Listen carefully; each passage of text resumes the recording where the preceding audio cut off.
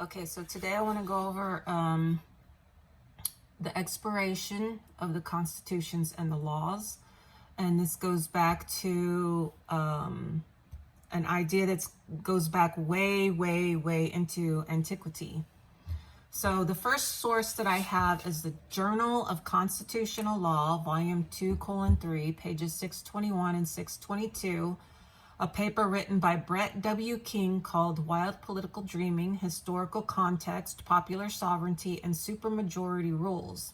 A lot of people like the references. They like to know where they can go to find this stuff. Okay, so that's the first one, which cites as its source, footnote 67, Adriana Koch, Jefferson and Madison, The Great Collaboration, 69, 1964. Okay, now this source likely references a letter from Thomas Jefferson, who was in Paris during the writing of the Constitution in 1789 and wrote about the expiration of debt, constitutions, and laws to which expire at 19 years because he says one generation cannot bind the next generation. Okay, so that's also a maxim of law, and we'll talk about that too. But keep in mind, maxims of law are the foundations of law. They're the absolute truths.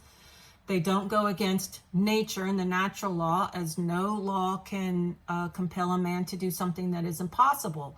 So if you can't be compelled to do that which is impossible, everything has to conform to the natural law, because anything outside the natural law is considered an impossibility or a fiction. Okay, so this makes sense to me. As I've stated throughout many of my videos, the current system requires consent. We consent in many ways, which all must include our signature or participation, such as voting, applications to pay taxes, to acquire a driver's license, hunting license, fishing license, birth certificate, mariner license, and nowadays we consent by stating on websites that our address is a federally designated address using the zip code, which places us in commerce, and that places us in the legal system, which is a state which places us under the laws of the federal government and the federally created dependent state, making us non-sovereign, or that is subjects, or citizens, which just means membership, as members of the federal system for purposes of providing the federal government a service. So you work, your income, you sign the form, your income is taxed, you're providing money to the federal government. That's a service, making us service providers to the military, industrial, corporate complex. Okay, so the maxim here that we need to remember is that one generation has no right to bind the next generation. Therefore, in order to bind itself, it must participate, and it participates through some act. Those acts usually require a signature and filing of some sort of forms. And that's what we do. We sign forms and we send them in, and then we're participants and we're service providers. We're subject to the federal government and its non-positive laws. Well, non-positive laws are not laws. Non-positive titles are not laws. In order to be a law, it has to be made positive. So many of the titles are not even made laws. So it requires your consent to participate. And that's what this is talking about. So it's not binding one generation, it's having the generation bind itself. And we keep binding ourselves, and our children bind themselves, and we were the children that bound ourselves, and they bound themselves. And so it just keeps going on because we keep signing their forms. Okay, so in the Constitutional Journal of Law, it states, the notion of consent as the key to political legitimacy did not merely seep into American political thought. It flowed throughout pre-revolutionary democratic discourse and became the ideological basis for the American Revolution and the post-colonial period. The primacy of its status was confirmed by its conspicuous placement in the Declaration of Independence, the Articles of Confederation, and the U.S. Constitution. So influential was the notion of consent during the founding era that Thomas Jefferson went so far as to declare that every constitution then and every law naturally expires at the end of 19 years. If it be enforced longer, it is an act of force and not of right. Brett King, who wrote this article, continues, although Jefferson would later be accused of signing grossly on the side of abstraction, his preoccupation with consensual rights and strict majoritarianism, pay attention to this, demonstrates the degree to which the idea of consent as the legitimizing meta-narrative of popular government had become generally acknowledged, even to the point where, for Jefferson, the absence of explicit consent of temporal secession is problematic. Okay, so now this is important here because it talks about the natural rights versus contracts, which is Jefferson versus Madison. Because Madison was more on the side of contracts and Jefferson was more on the side of natural rights. And they both kind of come together. In addressing Jefferson's intergenerational dilemma, Madison rejected the natural rights and firmly grounded his ideology in contract. On what principle does the voice of the majority bind the minority? It does not result, I conceive, from the law of nature, but from compact founded on conveniency. A greater proportion might be required by the fundamental constitution of a society if it were judged eligible, end quote. So we have two arguments, one for the natural law, which is argued by Thomas Jefferson, and one for the law of contract, which is argued by James Madison. I'd like also to point out that much of what government does today is consent by contract. It's not in accordance with natural law. So you can go on reginfo.gov, which is what I've done, and look at some of these forms that have to be filled out and passed through these government agencies. They have to approve it.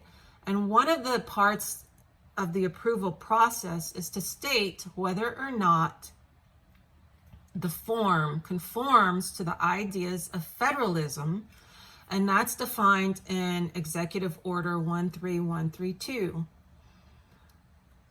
So if it doesn't conform to the ideas of federalism, which is the Constitution, then it has to state on the approval process does not conform with the ideas of federalism. So it'll say federalism, semicolon, or colon, no, or federalism, colon, yes. So either it does conform to the Constitution, or it doesn't conform to the Constitution. If it doesn't conform to the Constitution, it does not comply with the ideas of federalism.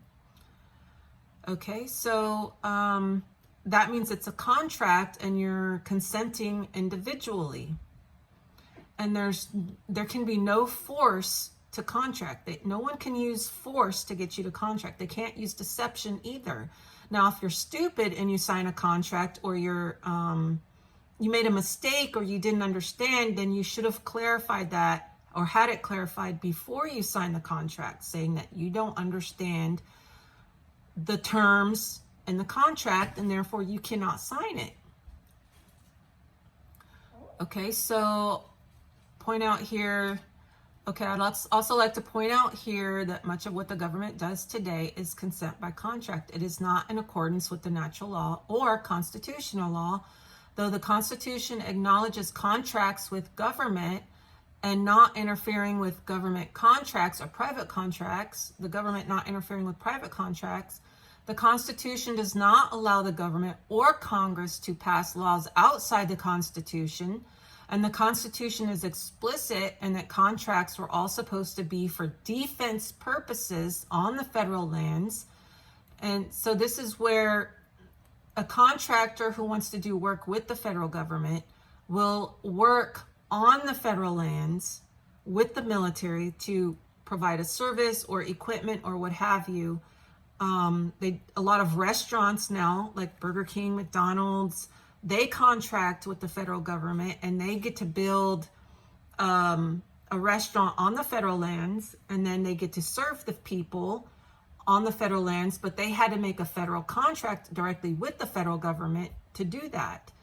There's nothing in the Constitution or any of the laws that state that someone off federal lands has to contract with the federal government for any purposes. Now, if you do, you do it on your own, willingly, of your own accord. Okay, so on the federal lands and not outside the federal lands, which are not for enriching government.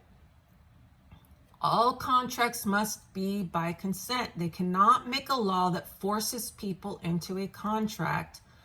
Otherwise, it's not a government by consent, and it's really not even a contract because contracts can't be by force.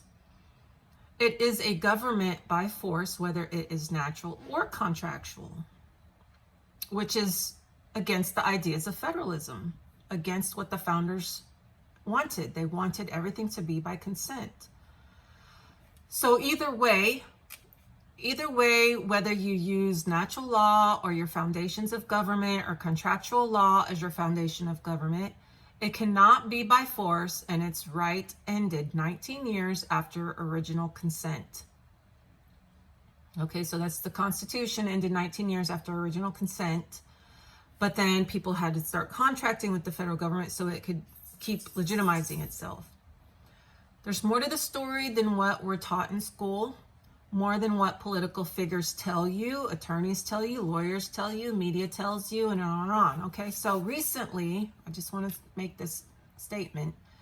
Recently, I contacted several different attorneys on writing a trust, and I told them, look, I want to do this outside of the United States, in America or Texas, but not registered with the United States. Well, they can't do that. And they can't do that because they're registered in the state, and the state is registered with the federal government. So I asked about the CITES, and they say, you know, okay, well, that's conflict. They say, well, you have to register in every state. So if I had property in 2 different states, I would have to register my trust in both states. Okay, so I don't agree with that. And I don't agree with having to register a trust with the United States because I don't live on federal lands and I'm not a federal citizen. I'm a private American civilian. I'm not in government. I'm not in military. I'm not a member of any of the political societies. I'm a member of the outside government society. And so I'm not going to call myself a citizen, and I'm not going to call myself public. So I say that I'm private, and then I say that I'm an American. And then I clarify also that I'm a civilian. So if I'm a private American civilian, not on federal lands, I don't have to register anything with the federal government. Okay, so these trust attorneys and all these other attorneys, they try to get you to register with the federal government. So once you say you're not registered with the federal government, or you refuse to register with the federal government, they throw out all kind of BS. Okay, without your registration and your contracts and your consents and your signatures, they don't have anything. They can't do anything to you or against you. Okay, so my next statement is call your county attorney and ask if you can be forced into consent. If they say, what do you mean? Say, can I be forced into a contract? They have to say no. They might beat around the bush a little bit, but the answer ultimately is going to be no. Okay, so let's look at the letter sent by Jefferson to Madison in 1789. I'm not going to read all of it. You can read it yourself. It's on the internet. Okay, so Thomas Jefferson to James Madison, volume 15, 27 March, 1789 to 30 November, 1789, Princeton University Press, 1958, 392 to 398, and I got this from Princeton University, and here's the front page of it. If you want to, I guess maybe it's down here. jefferson-papers.princeton.edu/selected-document/Thomas-Jefferson-James-Madison. And that's HTTPS, which means it's a secure website at S. So let's look at this paper now. Like I said, This is several pages long, and it does include some footnotes. Lots of footnotes. Okay, so there's a copyright notice also. I don't know how they copyright a handwritten letter, but this is their... Okay, so footnotes. I'm sure Jefferson didn't include footnotes in his letter, so the footnotes have to be from Princeton. Okay, so Paris, September 6, 1789. That's on Jefferson's letter, because he was in Paris during the signing of the Constitution, September 6, 1789. Okay, the question whether one generation of men has the right to bind another seems never to have been stated either on this, he was in Paris, so he's talking about Europe, or our side, America, of the water. Okay, so by this he means in Europe because he was writing from Paris, so he means on either side of the ocean. Governments are by consent, and that one generation has no right to bind the next generation. He continues, and that so much obligation can be so transmitted, I think very capable of proof. Okay, so that such an obligation can be transmitted is capable of having proof. Okay, so he says there's proof, much proof, that one generation cannot bind the next generation. So he's stating there's proof that one generation cannot bind the next generation. So the federal corrupt politicians decided that it would be a good idea to make contracts with the free people, allowing them to bind themselves to the federal government. Ah, nice of them. And then they tell us that we have to, just like Biden came out with his executive order and says, you have to go get your shots. We're getting impatient. That's why, because it requires your consent. Now, that's the thing about orders. The federal government can order its subjects. And who are its subjects? It's officers of the military. Even the employees are not subjects because they can quit. They can just leave. But the military is bound by a contract. And actually, there's even ways to get out of the contract, but it's a process. Okay, so to bind themselves. Now, in order for the free people, the sovereign people, to bind themselves, they have to sign contracts, and that puts us into a state of being in service to the federal government. Okay, so Jefferson continues that the earth belongs in usufruct to the living. I believe he says this because in order to contract, you have to create a legal fiction, which is an artificial person. I've talked about all this stuff in some of my other videos. And that's not a natural person. And that artificial person can make a contract with another artificial person. This is against natural laws. It is a contract law. So he's saying the earth belongs to natural persons, not legal fictions or artificial persons. The stock market today belongs to legal fictions, corporations, companies.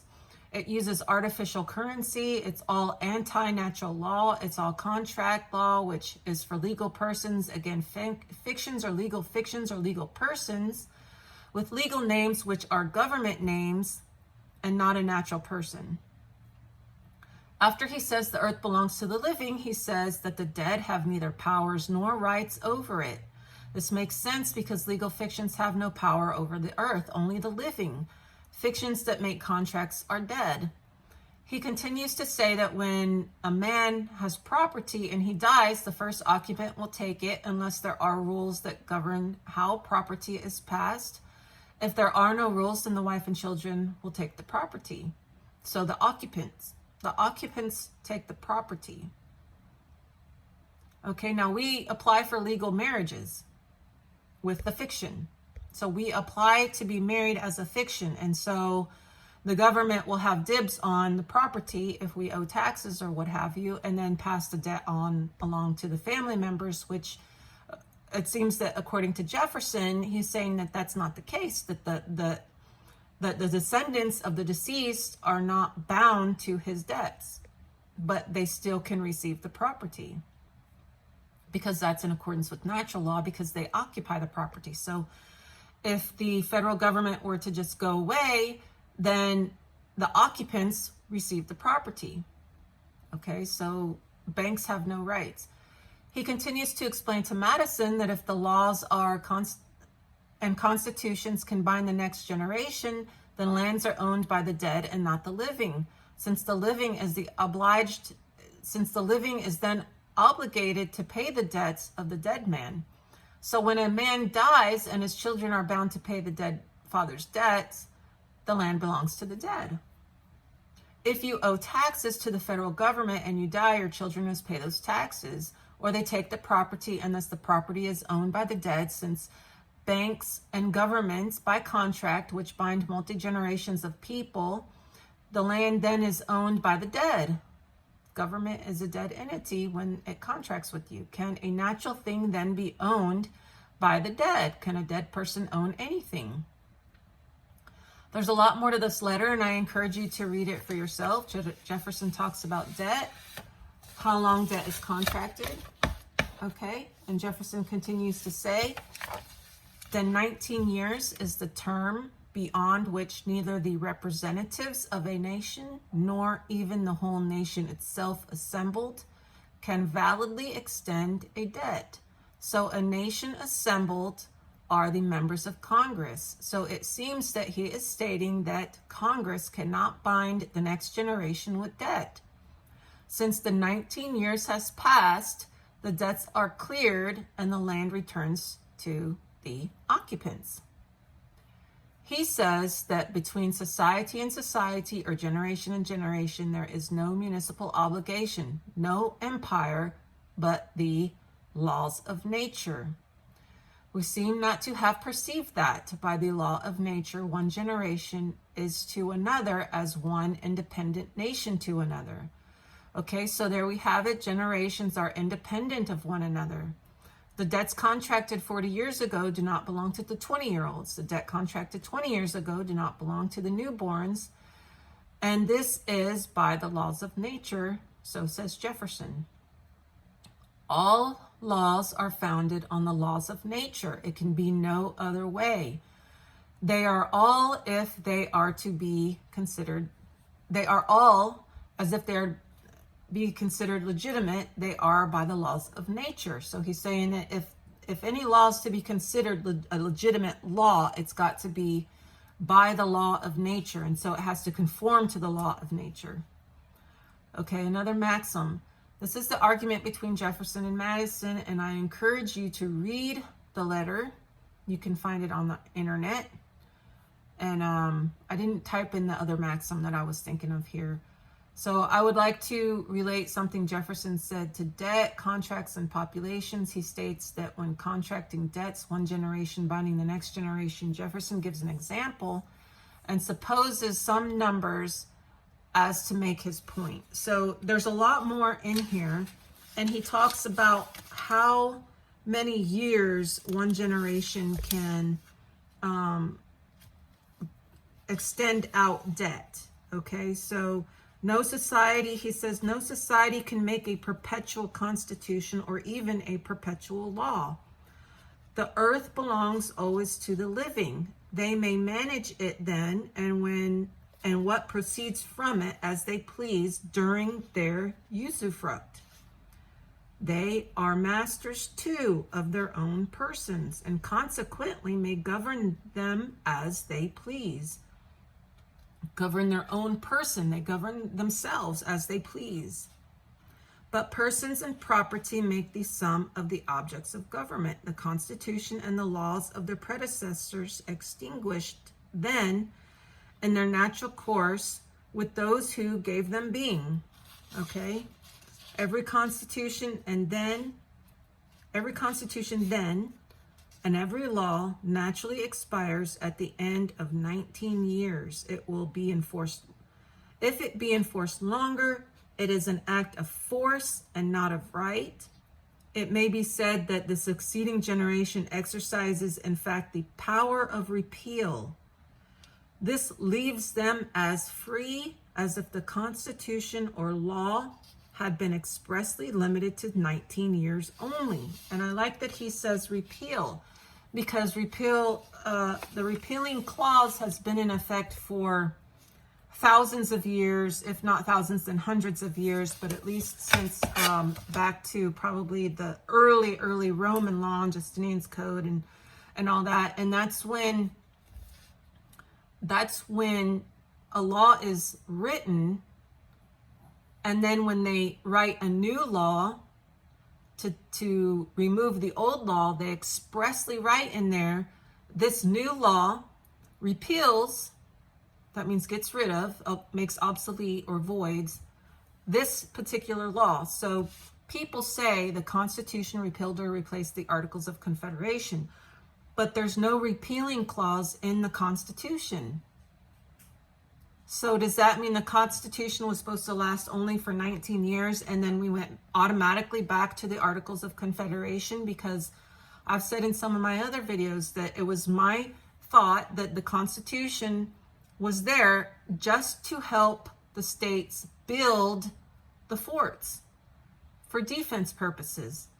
And then during a war, a place to go for all the states to send their representatives, their officers to go to Congress, the seat of government, to play out the war efforts and move the troops around and all that stuff, and then make treaties for peace, declare peace, and then go the hell back home and stop staying there 5 days a week, 12 hours a day, passing law after law after law, until you get to where you're so bored up there, you have nothing to do but then to take away rights and make contracts and regulate businesses and regulate foreign commerce every day instead of just during a war effort. Okay, so it makes sense to me. Everything he's saying makes sense to me. I hope it makes sense to you. I wouldn't be afraid. Don't be afraid if you think that the world is going to end if you no longer have a constitution or the constitution's repealed or the states regain their rights. Don't be afraid. Nothing bad is going to happen. We still have the Articles of Confederation to fall back on, which is a more free document, takes away a lot of the powers of the federal government. And so the one thing you have to keep in mind is do no harm and start doing businesses, start using the currency that you want to use. Gold and silver is my preference. We should be able to be in commerce without having everything taxed, and we should be able to work without having our income taxed because it's supposed to belong to us.